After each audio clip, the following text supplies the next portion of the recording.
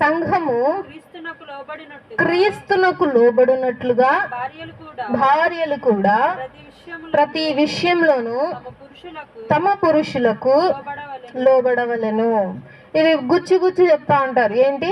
ఒక్క విషయం కాదు, ఒక్క స్థితిలో కాదు, ఒక్క సిచ్యువేషన్లో కాదు, ప్రతి దాంట్లో నువ్వేమేమి ఉండాలా?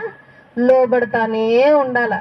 ఏది వాడొచ్చి కొట్టి చంపుతున్నా సరే నువ్వేం చేయాలా? తిరగబడకూడదు, లోబడాలా. మరి అంతే కదా వాక్యం అర్థం. ఈ వాక్యానుసారంగానే మనం చెప్పుకుంటా ఉన్నాం. సో అసలు నిజంగా అట్లాగే చెప్పిందా బైబిల్ అనేటువంటిది కూడా ఆలోచిద్దాం. సో నువ్వు కొట్టినా తిట్టినా చంపినా సరే ఏం చేయాలి? ఇక్కడ భార్యలు ఖచ్చితంగా భర్తకి లోబడే ఉండాలి. భర్త తాగింటికి వచ్చి అది ఇది అని చెప్పి తిట్టినా సరే ఏం చేయాలి? భార్య లోబడి సైలెంట్గా నుంచొని చూడాలి. లేదు భర్త తాగేసి వచ్చి ఇల్లంతా చల్లా చెదురు చేసి రోడ్డు మీదకి వచ్చి